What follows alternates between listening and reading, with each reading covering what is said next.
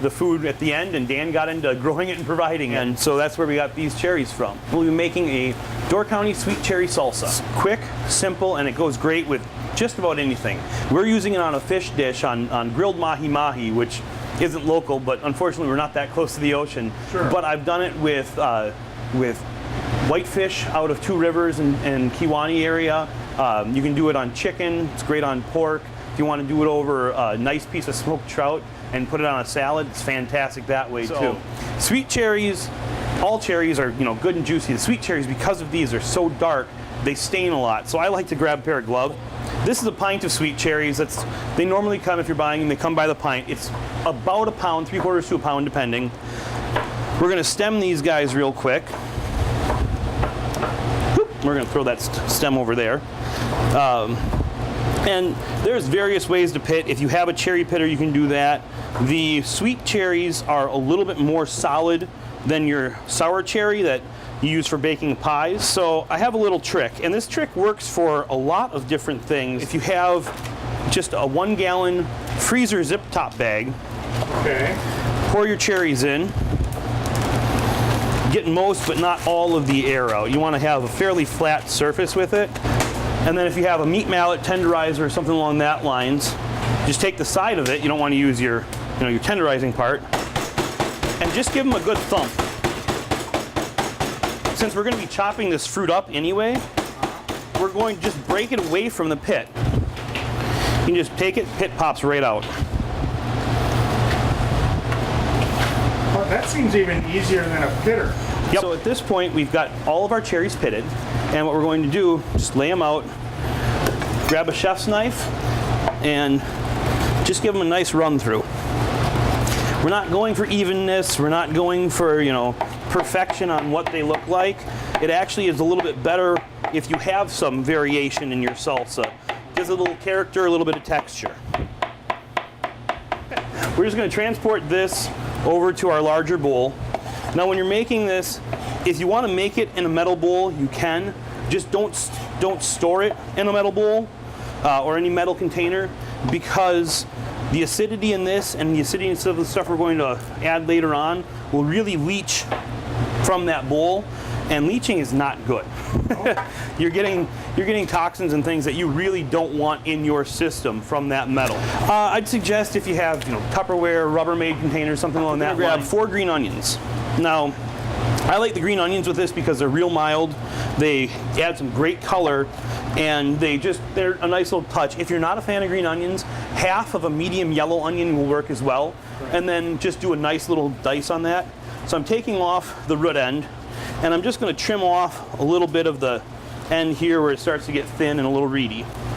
And we're just going to do a real thin bias cut, just a little bit of an angle, and it's not for any food reason except that it gives you a little more surface, so you get a little bit more of the flavor, and it looks cooler.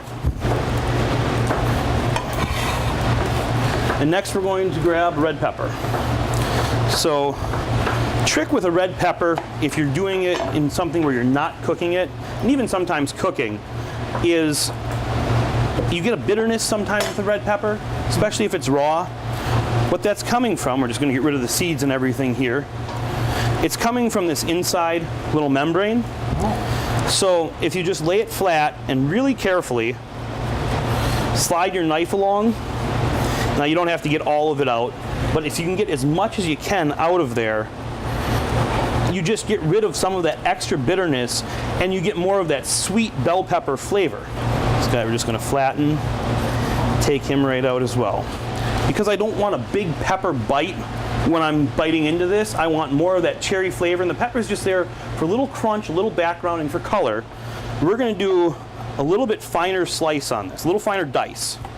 So you want to almost mince it.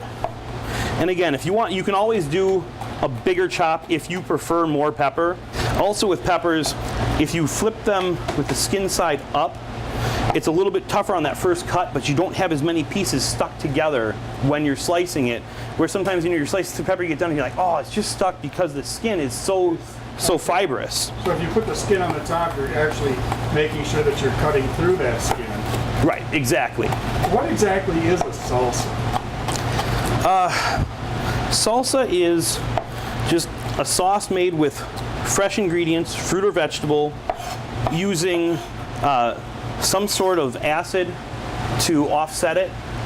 Normally it's vinegar, lemon juice, something along that lines. Gotcha. You can do citrus salsas, you can do tomato salsas, you can do just a pepper salsa. I like doing a roasted red pepper salsa from time to time. Roasted red peppers with a little segmented orange and some mango is fantastic. All of our slicing, dicing, chopping, and whatnot is done. So we're going to add in our acids. So what I'm using here, we have, we're actually using Yaharabe's Kirschwasser. It's a cherry brandy. Yaharabe uses Door County sour cherries to make it. There's multiple varieties. And we're not cooking it off, so there is going to be a little bit of alcohol in this, but most of it dissipates as it sits. That's 2 tablespoons of the Kirschwasser. Okay. Then we have 1 tablespoon of apple cider vinegar. You can use white vinegar or any other. I just find that the apple cider has that little bit extra flavor from the fruit, and it's a little bit milder overall. So I'm going to throw a glove back on. You can use a spoon or spatula. I just find that a lot of times mixing this by hand is the easiest way to do it. So now we're going to add all of our dry ingredients. We're going to start with 2 tablespoons of standard white sugar.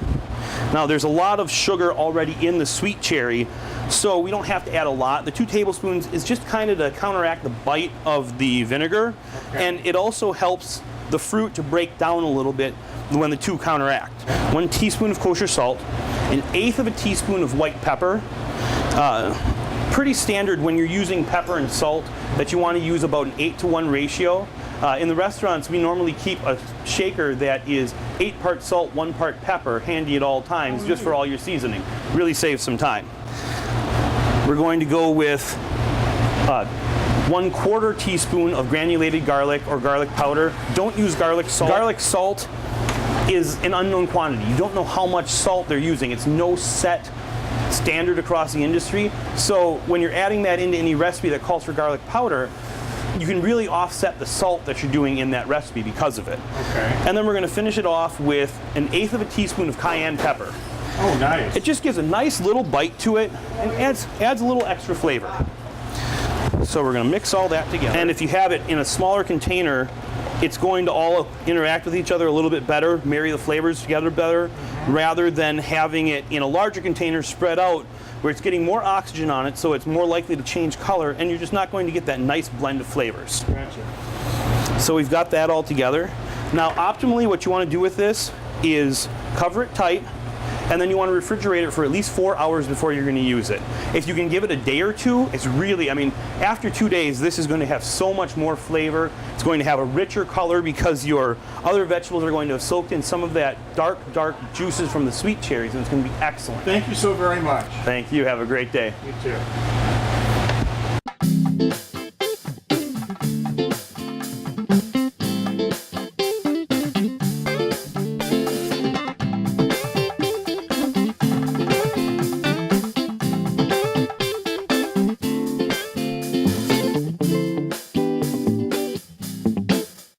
Shri Ram Jai Ram Jai Jai Ram, Shri Ram Jai Ram Jai Jai Ram, Shri Ram Jai Ram Jai Jai Ram,